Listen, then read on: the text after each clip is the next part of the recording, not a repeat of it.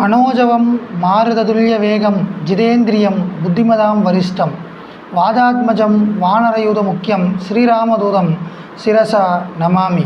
Majestic astrological centre YouTube channel வழியாக உங்களை பார்க்குறதுல ரொம்ப சந்தோஷப்படுறோம். இப்போ இந்த பதிவில் பார்த்திங்கன்னா நம்ம என்ன பார்க்க போகிறோம் அப்படின்னு பார்த்திங்கன்னா, சனி பகவான்னாலே நிறைய பேர் பயப்படுறாங்க. ஆனால் சனி பகவான் நிறைய பேர்த்துக்கு நல்லது கொடுக்கறதுக்கு ரெடியாக இருக்கார்.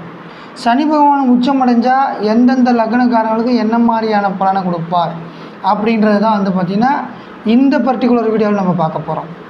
ஆக முதல்ல சனியை பற்றி நம்ம தெரிஞ்சுக்கணும். சனி அப்படின்றது யாருன்னா நீதிமான். ஃபஸ்ட்டு அவங்க ரொம்ப கெட்டவருங்கிறாங்க, அப்படிலாம் கிடையாது. நீதிமான். நீங்கள் நல்லவராக நடந்துக்கிட்டீங்கன்னா உங்களுக்கு நல்லவர், கெட்டவராக நடந்துக்கிட்டால் கெட்டவர், அந்த மாதிரி விஷயங்களை கொண்டவர். அடுத்து தொழில்காரகன். உங்களுக்கு என்ன மாதிரி தொழிலை கொடுக்கணுன்றது அவர் தான் முடிவு பண்ணணும். அதே மாதிரி கர்மக்காரகன், ஆயுள்காரகன். நீங்கள் எவ்வளோ நாள் தொழில் பார்க்கணும், எந்த மாதிரியான ஆக்டிவிட்டீஸில் ஈடுபடணும், பழைய புராணத்தில் என்னென்ன இருக்குது, நீங்கள் போன ஜென்மத்தில் என்னென்ன அனுபவிச்சிங்க, அதில் பண்ண தப்புகள் என்ன, எல்லா கணக்கும் சித்திரபுத்திரோட பெரிய லெவலில் இவர் வச்சுருப்பார். அதுக்கான தண்டனைகளையும் சேர்த்து தான் கொடுப்பார். அதனால தான் பயப்படுறாங்க. ஆனால் பயப்பட வேண்டிய அவசியம் கிடையாது. இப்போ நம்ம சனி பகவான் அப்படின்ற தொழில்காரகன், கர்மக்காரகன், ஆயுள்காரகன், மரணத்திற்கும் காரகர் இவர் தான். நோய் நொடியை சொல்கிறது, வறுமையை சொல்கிறது, இத்தனையும் இவர் தான்.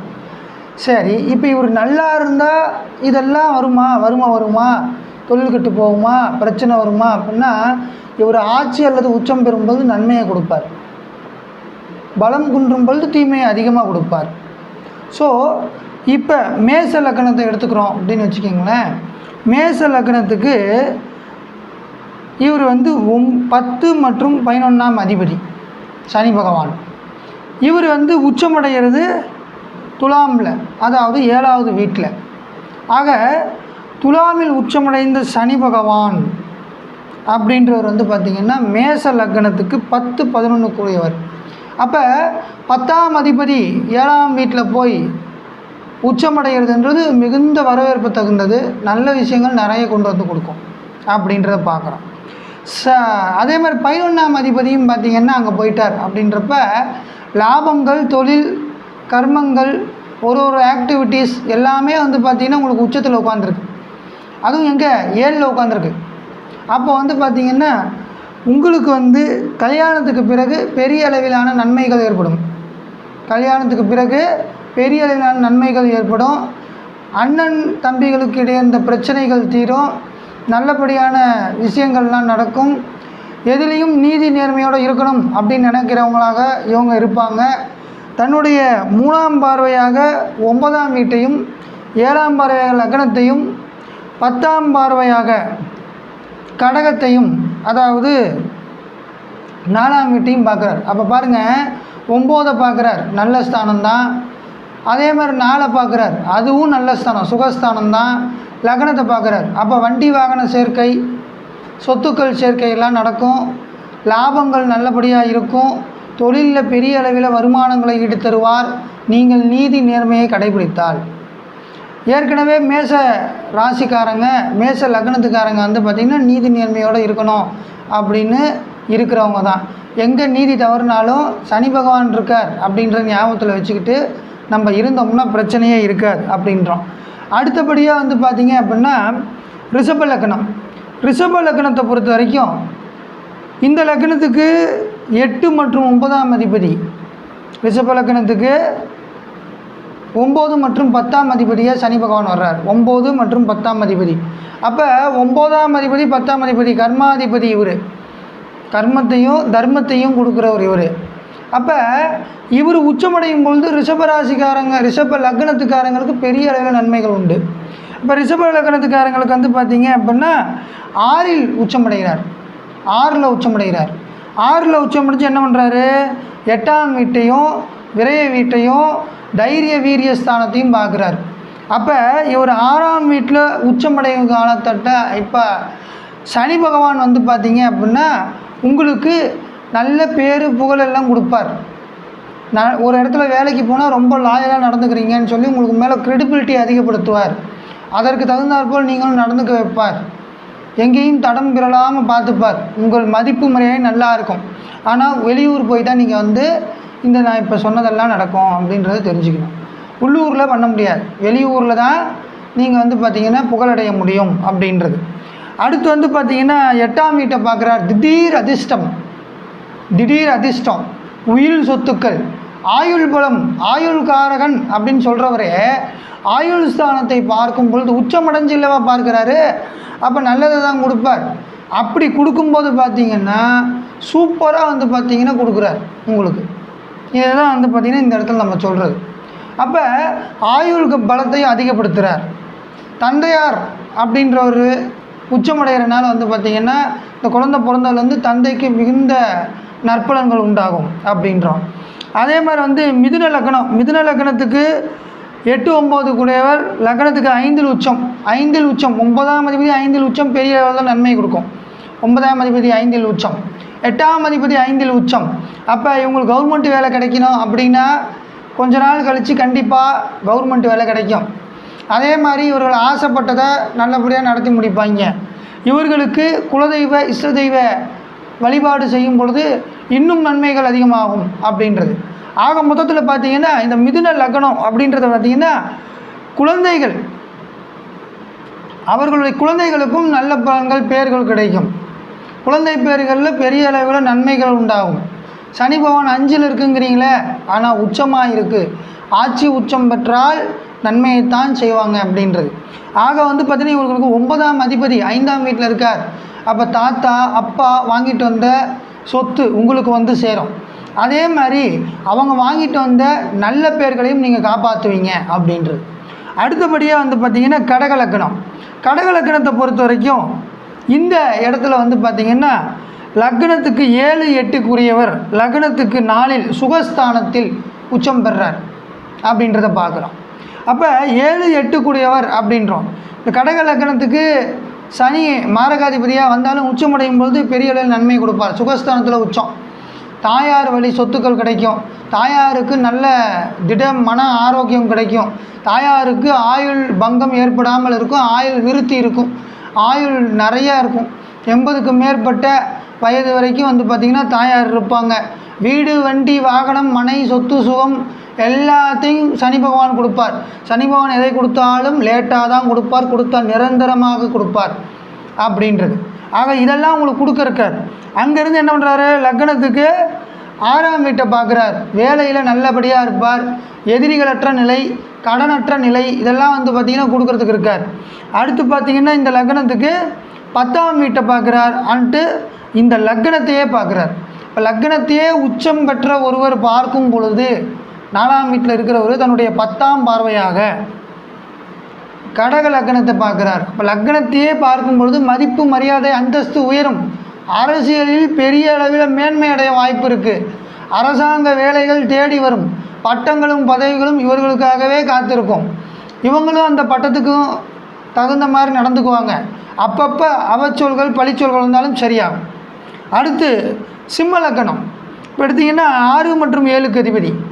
சிம்ம லக்னத்துக்கு வந்து பார்த்திங்கன்னா 6 மற்றும் 7க்கு அதிபதி அப்படின்றோம். ஒரு தைரிய வீரிய விஜயஸ்தானமான 3ஆம் வீட்டில் இருக்கார் உச்சமடைஞ்சி. 3ஆம் வீட்டில் உச்சமடைஞ்சி விரயத்தை பார்க்குறார். 3ஆம் இடத்துல உச்சமடைஞ்சி 9ஆம் வீட்டை பார்க்குறாரு, தான் ரொம்ப முக்கியம். அதே மாதிரி 3ஆம் இடத்துல உச்சமடைஞ்சி 5ஆம் வீட்டை பார்க்குறார். அப்போ 5, 9 ரெண்டையுமே பார்த்துட்டார் யார், சனி பகவான். அப்போ சிம்ம லக்னத்தில் பிறந்தவர்கள், சிம்மம்னாலே ஒரு அதிகார தோரணை அந்த லக்னமாக கொண்டவர்கள், நல்ல உடல் திடகாத்திரமாக இருக்கும். இதில் இவர் உச்சமடையும் பொழுது உடம்பை நல்ல ஜிம்பாடியாக மாற்றி பேச்சு வச்சுருப்பாங்க, நல்லா வச்சுருப்பாங்க.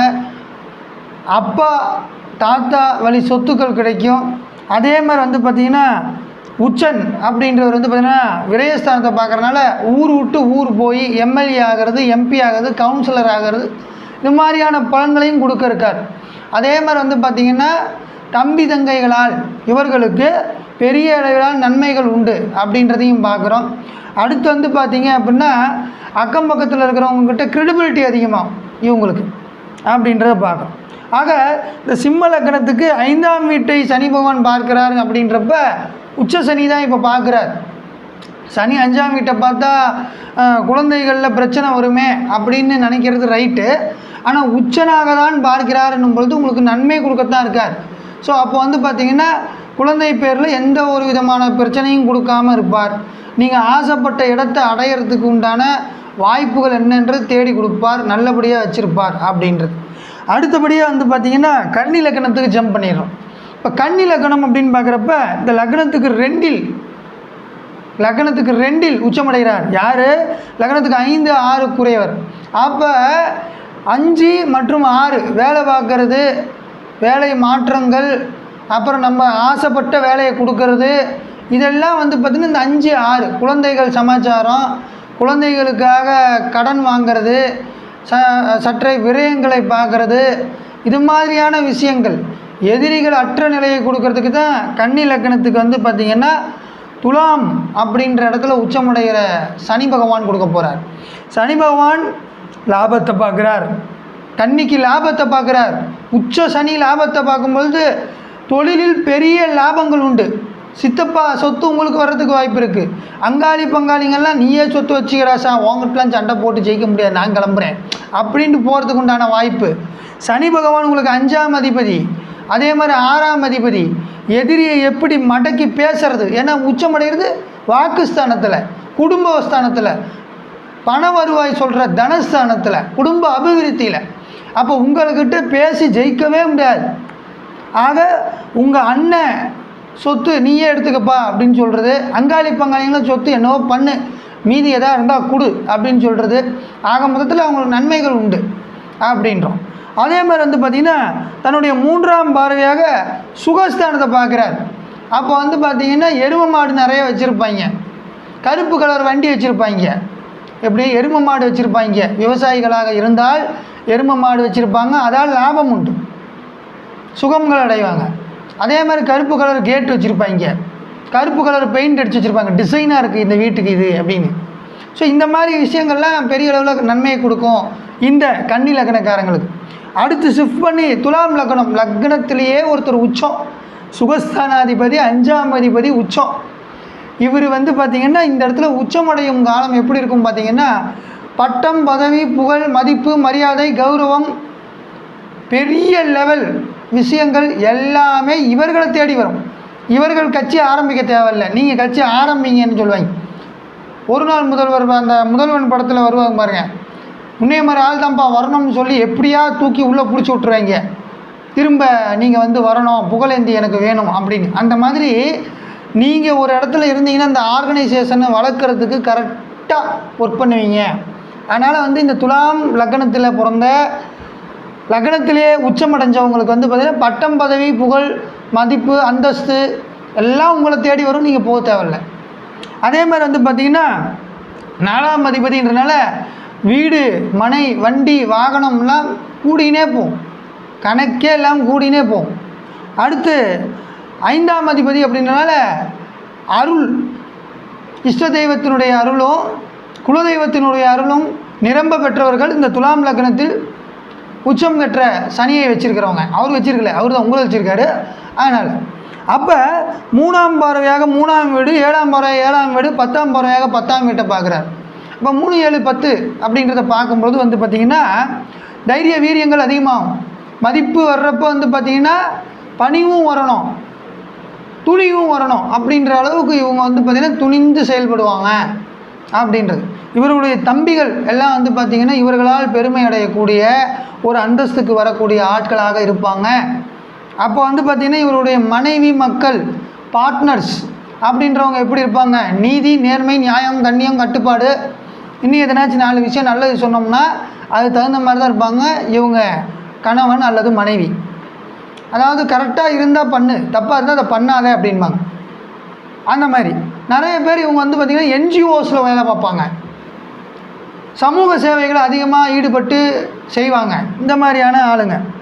அப்புறம் வந்து பார்த்திங்க அப்படின்னா விருச்சிக லக்னத்துக்கு போகிறோம். விருச்சிக லக்னம் அப்படின்னு பார்க்குறப்ப லக்னத்துக்கு 12இல் உச்சம், 12இல் ஒருத்தர் உச்சம், யாரோ இருக்கட்டும், 12இல் உச்சம் அடையும் பொழுது அயன சயன போகஸ்தானங்கள் ஆக்டிவேட் ஆகும்.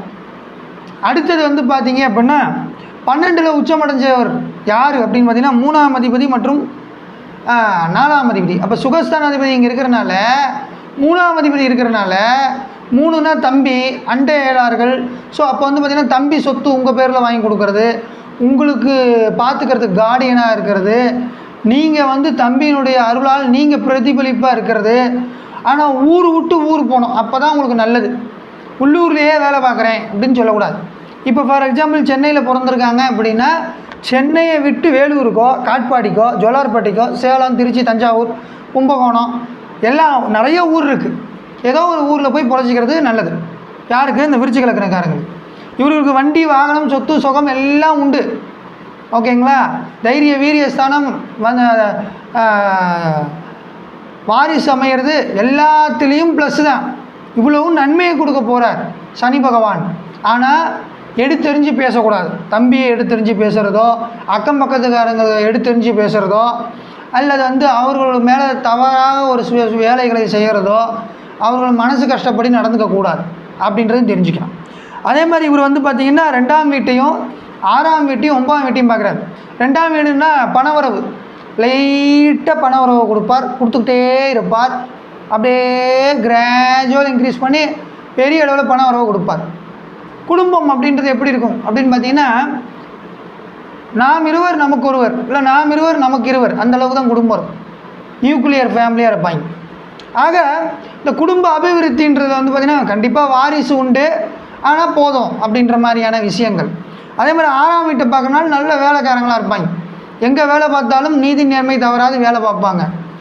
இவங்க ஒரு எதிரிகிட்ட போனாங்க அப்படின்னா 2ஆம் வீட்டை சனி பகவான் பார்க்குறனால பொறுமையாக இருந்து எங்கே அடிக்கணுமோ அங்கே அடித்து எதிரியை ஆஃப் பண்ணுவான். இந்த மாதிரி. அடுத்து தனுசு லக்னத்தை எடுத்தோம் அப்படின்னா தனுசு லக்னத்தில் இருக்கிறவங்களுக்கு லாபத்தில் உச்சமடைகிறார் சனி பகவான். யார் தனுசு லக்னத்துக்கு யார் லாபத்தில் உச்சமடைகிறார் பாருங்கள். 2-3 அதிபதி. 2ஆம் அதிபதி பண வருவாய், குடும்ப அபிவிருத்தி, தனம், குடும்பம், வாக்கு இதெல்லாம் சொல்கிறது, ஆரம்பகால கல்வி இதெல்லாம் சொல்கிறது. அப்போ இந்த விஷயங்கள் எல்லாம் வந்து பார்த்திங்கன்னா உச்சம் பெறுது. ஆயுள் கெட்டி லாபத்தில் போயில உட்காந்துருக்காங்க. 2ஆம் அதிபதி லாபத்தில் உட்காந்துருக்காங்க அப்படின்றப்ப 2க்கும் மேற்பட்ட திருமணங்களையும் கொடுக்க வாய்ப்பு இருக்குது. தனுசு லக்னம் சனி பகவான் உச்சமடைவர். அதே மாதிரி வந்து பார்த்திங்கன்னா இரட்டை, அதாவது லாப ஸ்தானத்தில் குடும்பம் உட்காந்துருக்கு, அதனால் 2 குடும்பம் இருக்குது அப்படின்ற மாதிரி சொல்கிறோம். வாக்கு 2, பிளான் ஏ பிளான் பி, எந்த பிளான் ஒர்க் அவுட் ஆகலையோ அடுத்த தூக்கி போட்டு அடுத்த பிளான் கொண்டு வர்றது. இந்த மாதிரியான சிந்தனைகள் நிறைந்தவங்களாக இவங்க இருப்பாங்க. ஏற்கனவே தனுசு அப்படின்றது வந்து மேனேஜ் பண்ண தெரியும், எந்த ஒரு விஷயத்தையும் மேனேஜ் பண்ண தெரியும், எப்படினாலும் மேனேஜ் பண்ணிவிட்டு பொழைச்சிக்குவாங்க. இதில் சனி பகவான் உச்சமடையும் பொழுது நீதி நேர்மையோடு இருப்பாங்க. கரெக்டாக டைம் பார்த்து அடித்து காலி பண்ணிடுவாங்க. ஆக லக்னத்தையே பார்க்குறார். மதிப்பு மரியாதை சொத்து பத்து எல்லாம் வரும், பிரச்சனை இல்லை. அந்தஸ்தெல்லாம் நல்லபடியாக இருக்கும், இதெல்லாம் நல்லா இருக்குது, எந்த பிரச்சனையும் இல்லாமல் இருக்குது.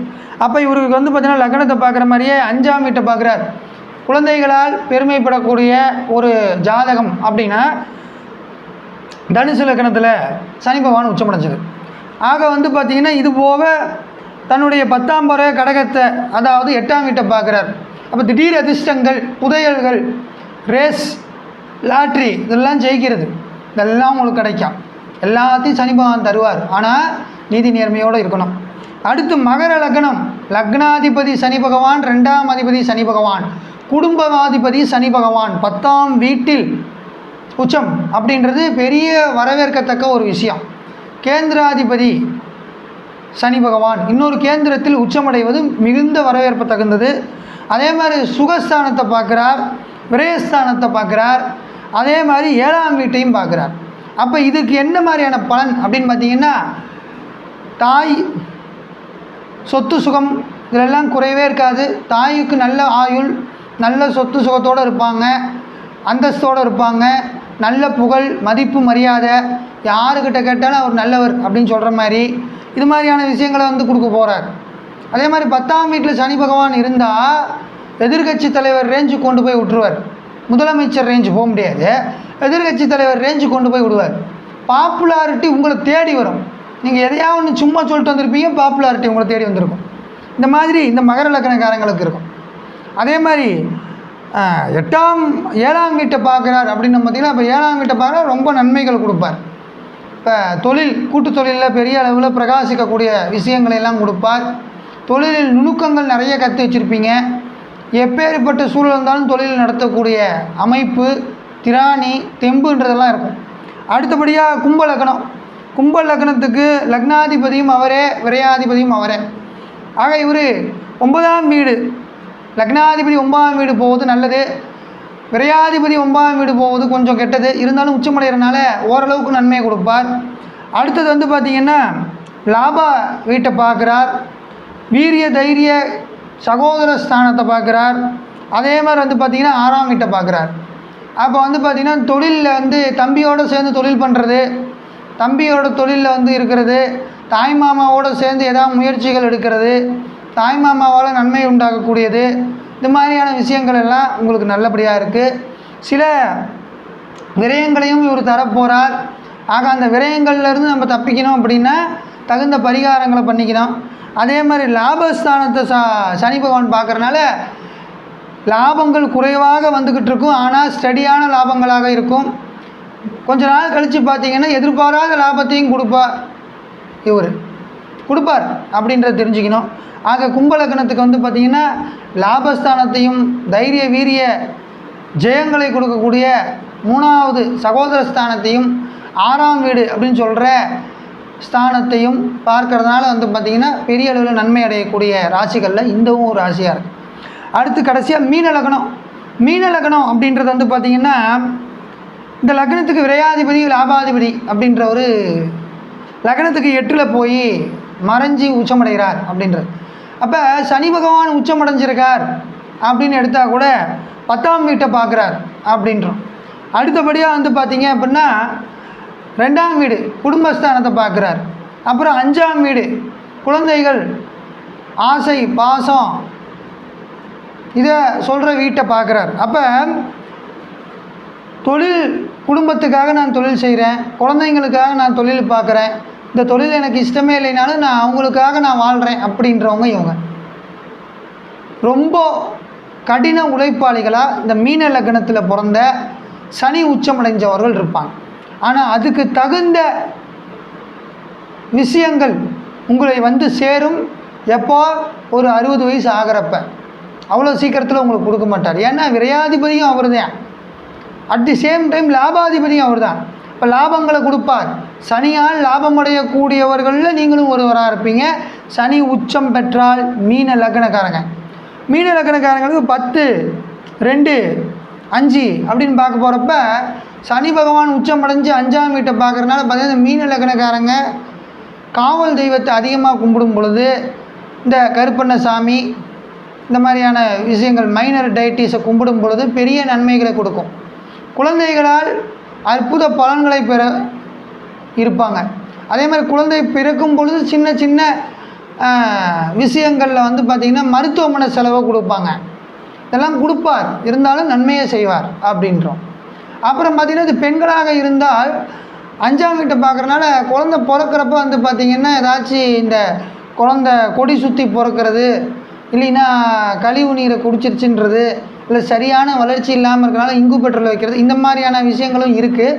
பட் அதெல்லாம் நல்லபடியாக ஆகணும் அப்படின்னா நம்ம கரெக்டாக சரியான விஷயத்தை சரியான பாதையில் கொண்டு போனால் போதும் அப்படின்றான்.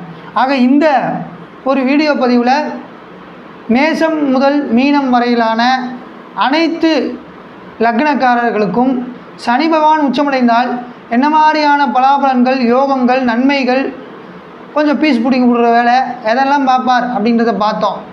அடுத்த பதிவில் மேற்கொண்டு இதே மாதிரி மற்ற கிரகங்களுக்கும் பார்ப்போம் அப்படின்னு சொல்லி உங்களிடமிருந்து விடைபெறுவது உங்கள் ஜோதிட தென்றல் மெஜஸ்டிக் எஸ் கார்த்திக் ராஜா. நன்றி, வணக்கம்.